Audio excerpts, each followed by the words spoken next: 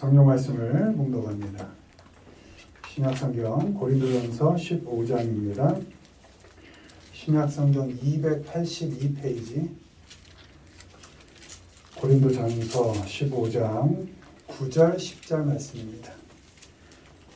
9절 10절 말씀을 같이 읽습니다. 나는 사도 중에 가장 작은 자라. 나는 하나님의 교회를 박해하였으므로 사도라 칭함받기를 감당하지 못할 자니라. 그러나 내게 나된 것은 하나님의 은혜로 된 것이니 내게 주신 그의 은혜가 헛되지 아니하여 내가 모든 사도보다 더 많이 수고하였으나 내가 한 것이 아니요 오직 나와 함께 하신 하나님의 은혜로라. 아멘. 오늘은 나 된 것이 은혜다. 나 된 것이 은혜다 라는 제목으로 말씀을 전합니다. 나란 사람이 내가 나 된 것이 내가 만든 것이 아니고 하나님의 은혜로 만들어진 겁니다. 그래서 내가 나 되었다. 나란 사람 자체가 하나님의 은혜입니다. 여러 사람과의 관계 속에서 얽히고 섞여서 살아가는 그 나, 또 이런저런 일로 힘겹게 그 어려운 하루를 살아내는 나, 어제와 별로 다르지 않은 그냥 그런 오늘을 살아가는 나, 또 익숙해서 편한, 그래서 때론 지루하고 따분한 그 조건과 형편을 살아가는 나, 그 모든 나, 그 모든 나란 사람이 하나님의 은혜로 만들어진 것입니다. 구원이 전적으로 하나님의 은혜로 우리에게 주어진 것처럼 만만치 않은 삶을 살고 그 과정 속에서 자라가고 성장해가는 나, 그 나란 사람도 하나님의 은혜로 만들어져 가고 있는 것입니다. 구원은 내가 노력하여 얻은 것이 아니죠. 하나님이 먼저 사랑하시고 죄인된 우리를 먼저 용서하셨죠. 그렇게 받아주신 그 나란 사람을 그 호흡을 주시고 살아가는 그 기간 동안 그 자라고 성장해가는 그 과정 동안의 그 모든 과정도 하나님께서 함께 하셔서 만들어 가신다는 겁니다. 그러니까 구원받은 나, 하나님의 자녀로 자라가는 나, 그 모두가 하나님의 은혜로 만들어진 것이다.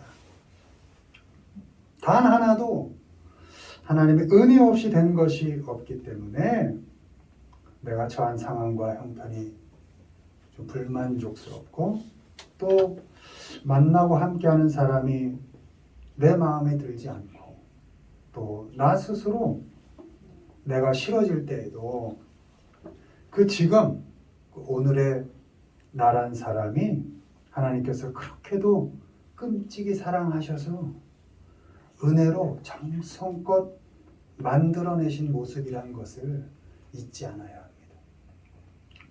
이 시간은 그런 귀한 나의 삶 속에 주어져 있는 것 중에 도대체 나의 무엇이 하나님의 은혜인가 한 두 가지 정도만 살펴보도록 하겠습니다. 먼저 읽습니다. 나의 분량이 은혜다. 이 복음을 위하여 그의 능력이 역사하시는 대로 내게 주신 하나님의 은혜의 선물을 따라 내가 일꾼이 되었노라. 우리 각 사람에게 그리스도의 선물의 분량대로 은혜를 주셨나니. 아멘. 나의 분량이 하나님의 은혜입니다. 여기서 분량은 역할입니다. 내게 맡겨주신 그 역할이 하나님이 주신 은혜입니다. 하나님이 은혜로 나에게 역할을 배분해 주셨고 할당해 주셨습니다. 자격과 능력이 있어서가 아니라 은혜로 그저 가장 적합한 자리에 우리를 세워주셨고 부족한 능력을 또 채워주셔서 그 맡겨주신 분량을 감당하게 하셨습니다. 하나님께서 은혜로 주셨다는 것은, 그러니까 내게 어떤 역할을 맡기셨을 때 은혜로 맡겨주셨다는 것은 결코 그 역할에 대하여, 그 분량에 대하여 원망할 수 없다는 것입니다. 불평할 수 없다는 것입니다. 하나님께서 은혜로 주신 자리이기 때문에 내가 평가할 수 없습니다. 내가 판단할 수 없습니다. 운동장에서 뛰어야 할 선수가 마이크 잡고 해설하고 있어서는 안 되겠죠. 내 마음대로 그 역할과 자리를 바꿔서도 안 됩니다. 저 역할이 더 마음에 든다고, 저 분량이 더 나에게 맞는 것 같다고 내가 판단하고 생각해서는 안 됩니다. 하나님께서 은혜로 가장 적합한 자리에 세워주셨기 때문에 어떤 판단도 평가도 하지 않고 그저 내 역할을 감당해야 합니다. 어떤 자리, 어떤 역할이든 열심히 그 자리에서 그 역할을 수행해야 합니다. 에베소서 4장 12절, 이는 성도를 온전하게 하여 봉사의 일을 하게 하며 그리스도의 몸을 세우려 하심이라. 아멘. 하나님께서 우리에게 맡기신 역할이 무엇이든지 간에, 그 분량의 크기가 얼마이든지 간에 그 역할과 분량은 하나의 목적을 위해서 사용되어야 합니다. 그것은 그리스도의 몸을 세워가는 일입니다. 그리스도의 몸이 뭡니까? 사람이죠. 그리스도께서 머리가 되시고 성도들이 각 직체가 모여서 온전히 세워지는 거 아닙니까? 그러니 그리스도의 몸을 온전히 세운다는 것은 각 성도된 사람 하나하나를 잘 세워간다는 것입니다. 사람을 섬기는 일이고, 사람에게 봉사하는 일이고, 사람을 세우는 일입니다. 각자에게 주어진 역할을, 그게 무엇이든지 간에, 그 분량이 크고 작고가 어떻든지 간에 그 역할을 서로를 섬기는 일에 사용해서 결국 그리스도의 몸을 세워가도록 해야 한다는 것입니다. 그러므로 너희에게 구하노니 너희를 위한 나의 여러 환난에 대하여 낙심하지 말라. 이는 너희의 영광이니라. 에베소서 4장 13절 말씀입니다. 사람을 섬기고 사람을 세워가는 일에는 고통이 따릅니다. 그 사람이 내 마음과 정성을 알아주는 것도 아니고, 또 그 사람 자기 마음대로 해석하고 자기 멋대로 행동하기 일쑤입니다. 나는 그리스도의 몸을 세우겠다고 열심히 섬기고 애쓰는데 그 사람은 다르게 생각합니다. 제 멋대로 행동하기 일쑤입니다. 정답을 말해도 쉽게 달라지지도 변하지도 않습니다. 바뀌지 않는 사람을 세워가는 것은 너무나 고통스러운 일이고 허탈한 일일 수 있습니다. 또 어느 날 문득 뭐 이렇게 해서 뭐하나 싶고 이게 뭔가 싶은 생각이 들 때도 있습니다. 속상한 일이고 마음을 다치는 일입니다. 그렇게 그리스도의 몸을 세워간다는 것, 사람을 섬겨 그리스도의 몸을 세워간다는 것, 그건 너무나 힘들고 아픈 일입니다. 그때 용기를 내고 큰 숨 한 번 쉬고 그 자리를 지키고 버티고 그 역할과 그 분량을 감당해내는 겁니다. 왜? 하나님의 은혜로 받은 자리니까.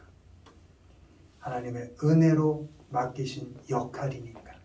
내가 좀 힘들어도, 저 사람이 알아주지 않아도 그 자리를 버티고 서 있는 겁니다.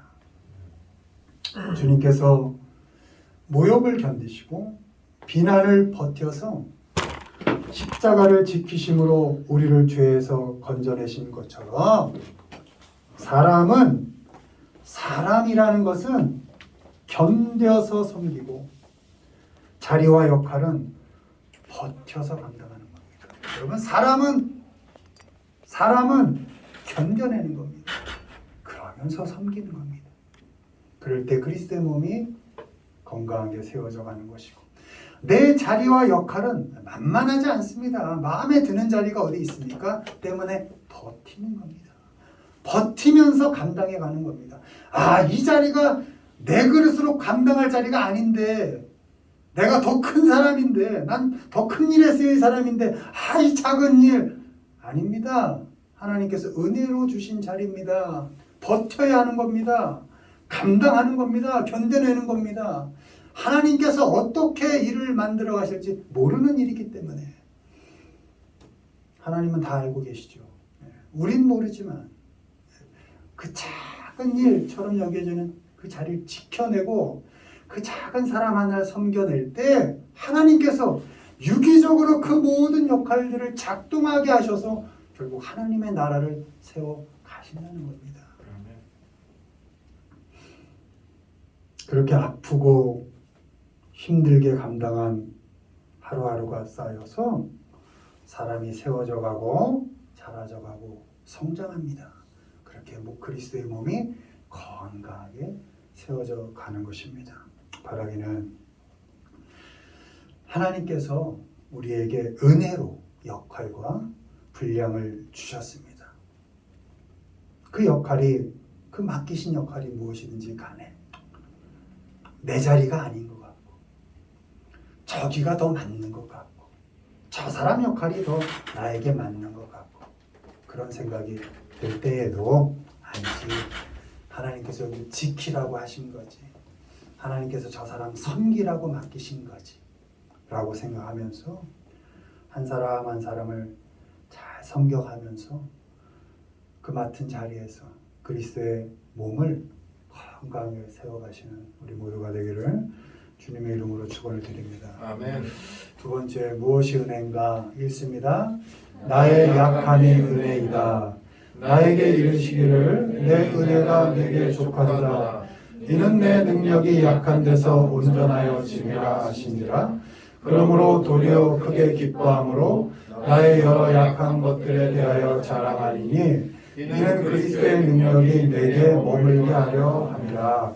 그리스도를 위하여 너희에게 은혜를 주신 것은 다만 그를 믿을 뿐 아니라 또한 그를 위하여 고난도 받게 하려 하심이라. 아멘. 고린도후서 12장 9절, 빌립보서 1장 29절 말씀입니다. 두 번째, 무엇이 은혜인가? 나의 약함이 하나님의 은혜입니다. 내가 약한 부분에, 내가 연약한 그곳에 하나님의 능력이 강하게 역사하시기 때문에 나의 연약함이 하나님의 은혜인 것입니다. 내가 약할수록 하나님의 도움을 강하게 받을 수 있습니다. 내가 강하면 하나님의 능력이 머물 틈이 없습니다. 나의 조건이 강하고 사람과의 관계가 강하고 내 주장이 강하고 내 마음과 몸이 강하면 그 어디에도 하나님께서 개입할 여지가 없습니다. 왜? 하나님 없어도 되는 걸, 살만한 걸. 하나님과의 관계보다 저 사람하고의 관계가 더 끈끈하면 이게 더 나에게 이익이 되는 걸, 아프지 않고 건강한 걸, 뭘 굳이 하나님을 찾겠어요. 강하면 하나님께서 개입할 여지가 결코 없습니다. 나의 상황과 형편이 약하면 도리어 그때 하나님의 도우심을 의지할 수 있는 것입니다. 사람과의 관계가 약하면 그때 비로소 하나님과의 관계를 의지할 수 있는 것입니다. 나의 주장이 약해지면 하나님의 말씀을 강하게 의지할 수 있는 것입니다. 나의 몸과 마음이 약해지면 하나님의 치료하심을 의지할 수 있는 것입니다. 내가 약하면 약할수록 하나님의 능력이 강력하게 작동할 수 있기 때문에 나의 모든 약함이 하나님의 은혜인 것입니다. 마태복음 9장 11절, 바리새인들이 보고 그의 제자들에게 이르되 어찌하여 너의 선생은 세리와 죄인들과 함께 잡수시느냐? 예수께서 들으시고 이르시되 건강한 자에게는 의사가 쓸데없고 병든 자에게라야 쓸데있느니라. 아멘. 병든 자에게 의사가 필요한 것처럼 죄인을 위해 주님께서 오신 것처럼 나의 약한 그 모든 곳에 하나님의 능력이 머무시고 강력하게 역사하는 겁니다. 고린도후서 12장 10절 그러므로 내가 그리스도를 위하여 약한 것들과 능욕과 궁핍과 박해와 공고를 기뻐하노니 이는 내가 약한 그때에 강함이라. 아멘. 우리 믿는 자는 우리의 약함 때문에 좌절하지 않습니다. 슬퍼하지 않습니다. 약해서 욕을 먹고 약해서 궁핍하고 약해서 고통받고 고난당할 때에도 결코 낙심하지 않습니다. 오히려 우리의 약함을 기뻐할 수 있습니다. 자랑할 수 있습니다. 왜요? 우리가 약할수록 하나님의 능력이 우리의 삶 속에 깊이 머물고 강하게 역사하실 수 있기 때문입니다. 하나님께서 흔들리는 우리를 붙들어 주십니다. 능욕당할 때 감싸 주십니다. 궁핍할 때 채워 주십니다. 고통당할 때 안아주시고 위로해 주십니다. 베드로전서 5장 10절입니다. 모든 은혜의 하나님 곧 그리스도 안에서 너희를 부르사 자기의 영원한 영광에 들어가게 하신 이가 잠깐 고난을 당한 너희를 친히 온전하게 하시며 굳건하게 하시며 강하게 하시며 터를 견고하게 하시리라. 아멘. 우리의 연약한 삶 깊이 함께 하시는 그 하나님 때문에 우리는 결국 기쁘게 살아갈 수 있습니다. 약하게 시작해서 약하게 끝나는 것 같은 우리의 인생은 결국 온전하게 회복될 것입니다. 하나님께서 결국 역전시키실 것입니다. 연약한 그 하루하루를 견디고 버티며 감당해낸 그 시간들을 통해서 하나님께서 우리를 강하게 하실 것입니다. 굳건하게 만들어 가실 겁니다. 우리의 터를 견고하게 하실 겁니다. 우리를 자라게 하시고 성장시키셔서 영원한 영광에 들어가게 하실 것입니다. 아멘. 약한 부분, 우리의 연약함 때문에 좌절하지 마십시오. 그 약함 속에서 하나님께서 일하십니다. 일하셔서 강하게 만드시고 온전하게 만드셔서 하나님의 영광에 참여하게 하실 것입니다. 우리의 약함이 하나님의 은혜입니다. 불평과 불만으로 우리에게 남아있는 그 호흡을 허비하지 마시고 우리의 약한 곳에 강하게 역사하시는 그 하나님과 기쁘게 교제하시고 감사하면서 하루하루를 호흡하면서 살아가시는 우리 모두가 되기를 주님의 이름으로 축원을 드립니다. 아멘. 말씀을 맺습니다. 우리의 분량이 하나님의 은혜입니다. 내게 어떤 역할을 맡겨주셨던 그 역할이 하나님의 은혜입니다. 강한 것이 아니라 약한 것이 하나님의 은혜입니다. 그렇게 나의 나된 것 모든 것이 하나님의 은혜입니다. 나 자신이 하나님의 은혜 안에서 사랑과 정성으로 자라가고 세워져 가는 것을 믿으시고 약한 나에게 맡겨주신 역할을 기쁨으로 감당해 가면서 우리 모두 그렇게 감사하면서 하나님의 은혜를 잘 겪어가는 우리 모두가 되시기를 주님의 이름으로 축원을 드립니다. 아멘.